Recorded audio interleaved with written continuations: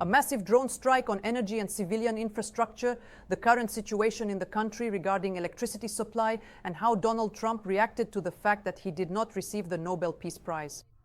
Like this video, subscribe to our YouTube channel, and hit the bell so you don't miss our next news releases.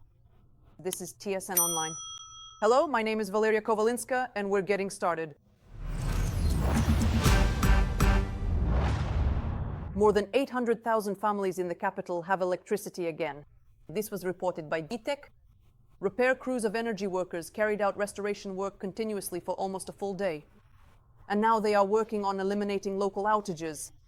Water has also returned to homes, and all trams and trolley buses are back on their usual routes. The metro is also running without delays.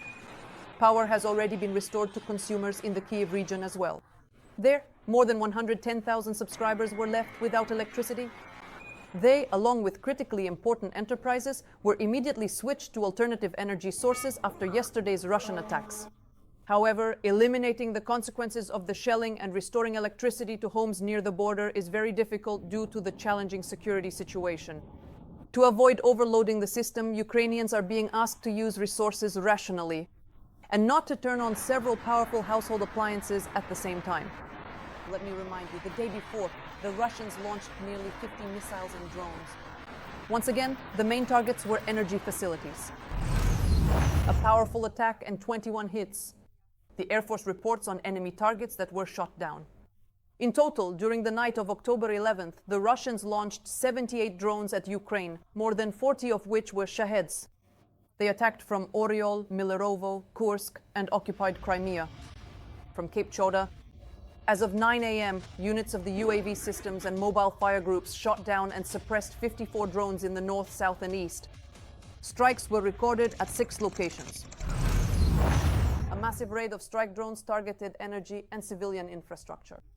Odessa came under fire during the night. 1 person was injured. More than 20 other Odessa residents required psychological assistance. After the strike, part of the city lost power. The Russians struck an electrical substation, a hotel and restaurant complex, and 3 residential buildings. Rescuers evacuated 2 people from the fire and quickly extinguished the blaze. The Russians attacked Oblenergo workers in Chernihiv region with strike drones. 1 person was killed and 4 others were injured. They were hospitalized. This was reported by the military administration. It all happened in the Semenivka community. The occupiers' drone hit the repair workers' vehicle. It caught fire, and while the aftermath was being dealt with, the Russians struck again, this time hitting another vehicle belonging to the energy workers. The occupiers also fired on the local fire brigade that had arrived to help, according to the military administration. 4 people were injured in Kherson. The Dnipro district of the city was under targeted shelling. There, a Russian drone attacked an ambulance crew that had arrived on a call. An ambulance paramedic was injured and hospitalized with a blast injury. A little later, another city resident was injured while he was outside during the enemy attack. And 2 more people sought medical help for injuries they had sustained the day before due to Russian shelling of Kherson. Among them is a 17-year-old girl in the Kharkiv region. 3 people were injured as a result of enemy shelling. In Chuhuiv, a civilian enterprise came under enemy fire. A 33-year-old employee was injured. In Semenivka, a drone hit a residential building. A married couple was wounded. In the village of Hrushivka, private houses were damaged. In Veliki Burluk, a fire broke out at the warehouses. A house also caught fire due to shelling in the village of Horokovatka. They are burning equipment and destroying enemy personnel. Fighters of the 93rd Separate Mechanized Brigade showed how they suppressed the enemy near Pokrovsk the day before. There, taking advantage of bad weather conditions, the occupiers tried to launch assaults. But they couldn't hide from the eyes of our defenders. At the same time, Ukrainian soldiers are certain that the attacks will continue today as well. So they are preparing to repel enemy assaults. Overall, during the past day, the General Staff recorded 234 combat engagements on the front, with about a third of them occurring specifically in the Pokrovsk direction. The Russians are also actively trying to advance on the Lyman, Kostiantinivka, Kupiansk, Oleksandrivka, and southern Slobozansky sectors. They spare neither equipment nor people. Even though the enemy's losses have already exceeded 1,121,000 wounded and killed. Powerful explosions and columns of smoke, a drone parade in Volgograd. The buzzing and banging started there around 2 in the morning. The regional governor later confirmed the mass attack, and the enemy's Ministry of Defense reported that air defense had brought down 19 drones. However, there were some unpleasant consequences. The debris from the downed drones allegedly damaged 3 apartment buildings. Windows were blown out in a school and a kindergarten. A few days before this, on October 9th, UAVs were already circling over the Volgograd region. They tested the strength of boiler houses and the Lukoil oil refinery. This enterprise processes 15 tons of oil annually. Earlier, attacks on the region and the plant were recorded on September 18th and August 22nd. Are you following the work of the good drones? Write in the comments. And don't forget to subscribe to our YouTube channel and like this video. It helps promote Ukrainian language content on the platform.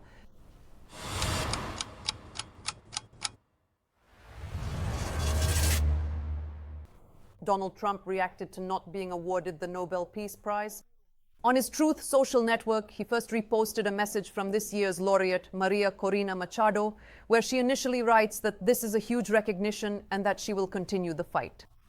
And she thanks the President of the United States, the American people, and other democratic nations of the world. Trump, speaking to journalists at the White House, said that afterwards Maria called him and told him that she was accepting the award in his honor because he deserved it. A very nice gesture. I'm glad because I saved millions of lives, boasted the head of the White House. He also reposted a video of Putin, who spoke about how much Trump had done to achieve peace. Trump added 3 words of his own. Thank you, President Putin. White House Communications Director Stephen Chung, after the announcement of the Nobel Peace Prize winner, made an offended post saying that the committee had shown it values politics over peace. But this will not stop Trump, and he will continue to make peace agreements. Russia is waging a hybrid war against all of Europe. This was stated by Polish Foreign Minister Radosław Sikorski during his visit to Lviv. The head of the Ministry of Foreign Affairs visited the site of the Russian strike, where 4 people were killed, including a 15-year-old girl. And at Ivan Franko University, he was awarded the title of honorary doctor for his contribution to Ukrainian-Polish relations. At the university, the politician also held a press conference. Sikorski emphasized, Russia's massive attacks against Ukraine are an attempt to intimidate people before winter, and strikes on civilian targets are war crimes. Europe is already preparing a new package of sanctions as the threats to European cities from Russia are now real. And to respond to them, the foreign minister believes it is necessary to act together at the NATO level, including by protecting Ukrainian airspace. This is an issue I spoke about a year ago. Most Poles believe that Russian drones should be neutralized before they reach the Polish border. But as you know, NATO has an integrated air defense system, and such decisions should be made collectively by the allies, not just by Poland. However, as a result of violations of NATO countries' airspace, the process of planning and action has accelerated. $20,000 to be removed from military registration. In Dnipro, an official from the district military enlistment office was detained for setting up a scheme for draft dodgers. For such a reward, he promised a medical commission's conclusion of unfitness for service, and if refused, immediate mobilization instead. He was detained as soon as he took an advance of over $4,000. The military officer from the enlistment office now faces up to 10 years in prison, with confiscation of property, a show toy for extreme sports, or a useful vehicle for the military. Ukrainian defenders have long been using dune buggy-type vehicles at the front for evacuation and logistics tasks. How did the buggy go from being a fun machine to a means of transport? What gives an advantage on the front line? TSN correspondent Yevgeny Hladun will tell us more. Maneuverability, speed, and reliability. These are the main factors for evacuation vehicles. And this is a light tactical vehicle, or simply put, a buggy. It accelerates up to 145 kilometers per hour, can carry over 500 kilograms of cargo, and also significantly simplifies the evacuation of the wounded from hotspots. For evacuation on the front line, our soldiers often use ATVs or motorcycles. However, Ukrainian buggy manufacturers claim that this could expose soldiers to additional danger. Unlike ATVs, which are now gaining popularity at the front, as well as enduro motorcycles, our vehicle specifically provides protection for the personnel. That is, the vehicle's design allows all defense forces to sit, so to speak, inside a capsule. In other words, you don't have to stand up, so you are less noticeable.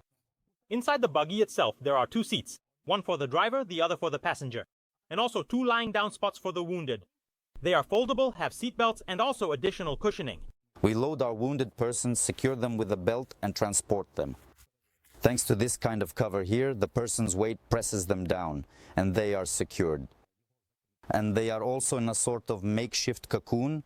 That is, the person doesn't sway or fall out during transport. The main purpose of this buggy is mobile movement from point A to point B. And that means the engineers had to sacrifice armor in order to achieve higher speed. This buggy has a 1.9 turbo diesel engine with 120 horsepower.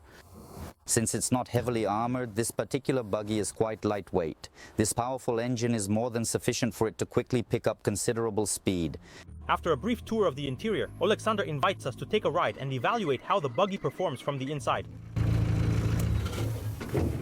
So you can really feel that this buggy is sharp, but at the same time it doesn't lose its maneuverability or smoothness in turns or over bumps, which it easily drives over. You don't even feel that you're going at high speed. Alexander says that's because it has a rather low profile and is easier to handle than if it were taller or larger in size. Volunteers also talk about the need for vehicles like buggies on the front lines. As a general rule, right now our injured guys are typically carried by 2 servicemen by hand, and this process takes a considerable amount of time, which significantly delays the crucial provision of effective medical assistance. This specialized vehicle is truly unique in that it possesses the remarkable capability to potentially save 3 valuable lives at once. Human lives. Light tactical vehicles first made a name for themselves during the legendary Operation Desert Storm. It was in buggies that American Navy SEALs stormed into Kuwait City. In the context of the current war between Russia and Ukraine, where drones are constantly hovering in the sky, vehicles of this type can also be especially useful. Unlike an APC or some other heavy-wheeled vehicle, it can quickly evade, even escape from a drone. It can accelerate, as you've seen for yourself, to very high speeds. This particular vehicle is heading to Donetsk region, where it will save the lives of our defenders. And while we were preparing this story, the fighters of the Special Purpose Rifle Battalion of the National Police had already received it. The soldiers say that this kind of vehicle will definitely help them on the battlefield. It's very maneuverable, just what we need. It possesses more than sufficient power, and it will certainly be equipped with a robust internet connection and radio communication. Yevgeny Hladun, Andriy Romanok, TSN 1+1. Our Ukrainian national football team claimed victory in the qualifying match for the 2026 World Cup. Away from home, our team faced the Icelanders and defeated them with a very high scoring result of 5-3. For Rebrov's team, Malinovsky scored twice, and Hutsuliak, Kalyuzhny and Ocherechko each added 1. So this is our first victory in this qualifying round. Previously, there was a loss to France and a draw with Azerbaijan. By the way, we'll be playing against the latter again as soon as this coming Monday. Did you watch the match? How did you support our team? Write in the comments. And with that, I say goodbye to you until 1 p.m.